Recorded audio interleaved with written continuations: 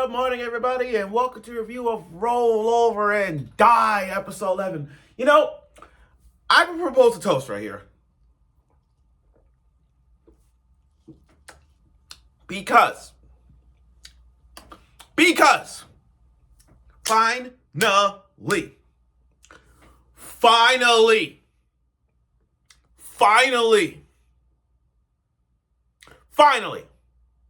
11 long episodes.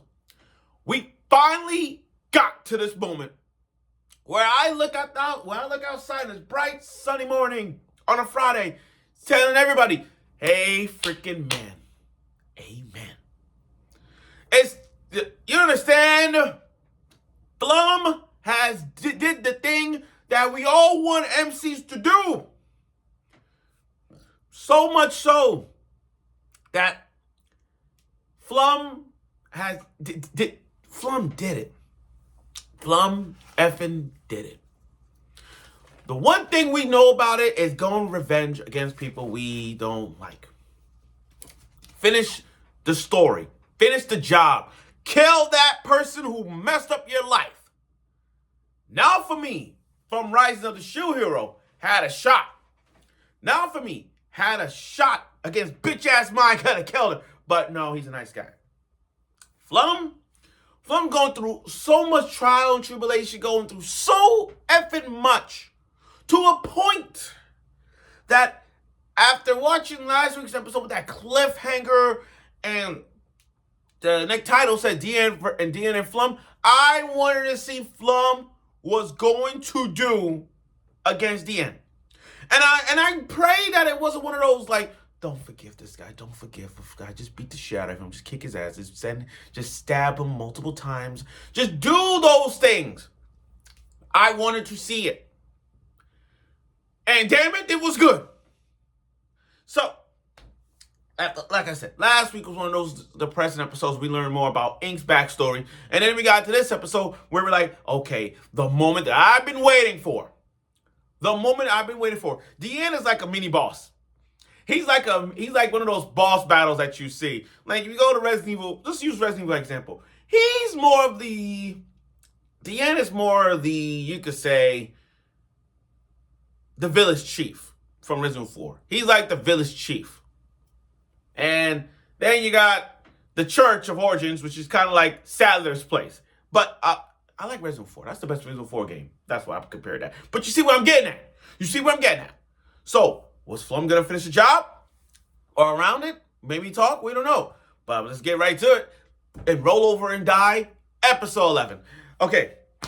Now, with the cliffhanger, though, with Flum's hallucination with the whole spiraling thing, with Ink's face just freaking out, yelling at Ink. Listen, let's be honest. I'm not surprised by Flum yelling at Ink. I'm not surprised. Because Flum was in that state, guys. You gotta understand. Flum was in that state of mind. She was in that state of, like, looking at Ink's face spirally without realizing who she's talking to. She really, literally yelling at Ink, saying, you lied to us, you manipulated us, you wanted to stay, those kind of things. You can't blame Flum for her actions. I understand what she was saying. But it was a misunderstanding. It was a totally misunderstanding. Treating your friends like that, it was a misunderstanding. It was totally a misunderstanding. Like you understand, Flum was in that state of like shock and despair to that point where you gotta understand Deanne was behind all this to have Flum have nothing, especially friends. So when she yelled at Ink, you can't blame her for that. So then Ink left. So now Flum has to make amends, and I'm pretty sure next week she's gonna apologize to Ink. I'm pretty sure she's gonna apologize. We all know how Flum is. Flum is a nice person. Anything that hurts her friends, or Milk Kiss, she will kick your ass. And so, in this foggy weather that we had, Flum was taking beating, stabs, everywhere. The people in that town was going after Flum. Deanne was the manipulator behind this. She was controlling these people, and you get in the so like, oh my god, you got people shooting. It was like she was a one-woman army. She was a Wonder Woman, a Project Power Ranger, whatever you call it. She was the one-woman army trying to take down everybody bit by bit. Try to take down everybody. You know, she did her part. She did her best. But she was chasing after Dean. That was the biggest point right there. Chasing after Dean. And then we got to see, and then she captured Ink. I'm sorry, he captured Ink to a point where Flum really don't give a fuck right now. So, this was the moment. This was the moment where Flum is done. Done with Dean. Done with Dean's antics and everything. Ignoring Dean's work, his antics, all that BS. It's time. It's time. Dean versus Flum.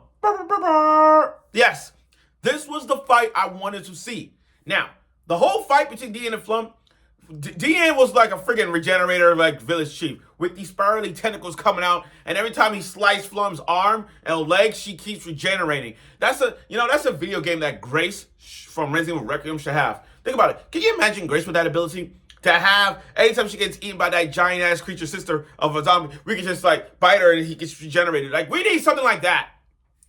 Grace should have something like that. A gun, well, she got a Requiem, but you could use something else. But my point is, Flum and Dean's fight, I'll be honest with you guys, that's not what I expected. I'll be honest with you guys. It was a good fight. It was a good, amazing fight. Flum put a lot of work in this. Strategic sword styles and all that stuff. The only problem I have with Flum was this. Her sword style. She got like different abilities, but her sword techniques, like she doesn't really have that kind of maneuvers with her sword techniques. You know, all she does is swinging a sword. Like boom, boom, but not like terms of sword techniques, sword styles just to dodge or evade, to evade or to reflect, those kind of moves of sword style that she doesn't have. That's the only problem I have with Flum. But again, Flum was going off, like running, dodging, trying to attack Dean, and every time Dean attacks, he regenerates more tentacles, and he got another arms in the back. He got 4 arms! 4 arms! Now, I know what you're thinking. The fight was a sideshow. It was a slideshow, like, yeah, let's put this panel here, and then let's put another panel here, and let's put another panel here. But Flum, while fighting Dean, she used a reversal spell, and her reversal spell was so good that she was able to take down those tentacles and use her sword style stance to take down Dean. But Deanne, on the other hand, is going all like, listen, he hear voices in the head. You know, I hear voices in my head. He hear voices in his freaking head. And you know what? Good for his sorry ass. Let me tell you something, guys. I never liked Deanne since day one. He was a total dick. He was a dick since day one. You gotta understand. This piece of trash been treating Flum since day one. Just manipulated her, calls her trash, trying to kill her off the village. He lost his people that respected him. He lost his friends. I'm glad he lost his people because he deserved to freaking die. He deserved to die. See, here's the thing. If we had a game right now, if we played a game between Death Chair, Asylum, Probation, you name an antagonist character, and I'll tell you which of those 3 I should give him. Dean, Electric Chair. Orochimaru, Probation. Shao Tucker, Probation. My bad. Shao Tucker gets the Asylum. You see what I'm getting at? I'm sorry, I'm taking it out of context. But you see where I'm getting at. You see where I'm getting at. But that's where I stand on it. But you see where I'm getting at? Deanne lost so many people, I don't give a fuck about his thing. And then And then again, the fight was good. I mean, Flum developed her moves, her style, like during that fight. There was a one point in that episode where she was about to freaking die, choke up and die until Flum found a way to use a reversal spell and stopped it. I left this part out. Luckily, one of Flum's friends from the former party decides to help Flum out. So he left the party. Good for him. Good for him. Now I gotta wait for see Flum's former best friend and see what her reason why she didn't step up. Hopefully we'll find out soon. But other than that, Flum was able to take down Dian, but not in a way to just like finish it off. She wants answers. So a regular kick and a punch to find out where Ink is, and saying like, look, I have friends. I got friends. You freaking don't. You treat your friends like garbage. I treat my friends with respect. And I know I yell at Ink, but here's the thing though. I have a heart. You, sir, don't have a freaking heart. I'm just reverting Flum's words. But my point is, you see why. See, you want power. That's what she's saying. Flum saying to Dian, you wanted power. I got my power. You wanted power so much, you would manipulate, greet her. You don't care about the children. You don't care about the people. You like, fuck those people. You don't care about the children, fuck those children. That's what you did. You don't even care. You just want your status back. And I'm glad he died. And I hope he stays freaking dead. I hope he stays freaking dead. And I hope next week Flum finds Ink and apologizes. Which brings me to another question. I know we're getting to this. I know this is the last week's episode. But can I say this? Where's her friends at? She needs her friends. She needs her friends back. First of all, we gotta find Sarah. Where is Sarah? Ever since that bridge, we gotta find her. I don't know. I hope she's alive. But I rest my. But again, Milkid and Eternal, we gotta find him. Otelli, we gotta find him. Yeah, you don't understand. You don't understand. We gotta find these people. Flum needs her friends back. If I'm telling you right now, Flum finds her friends, the ending will change. But that rests my case. Overall, though, this was the episode I was actually waiting for. A fight between Flum and Dian. Of 11 episodes build up, and Flum finished the freaking job.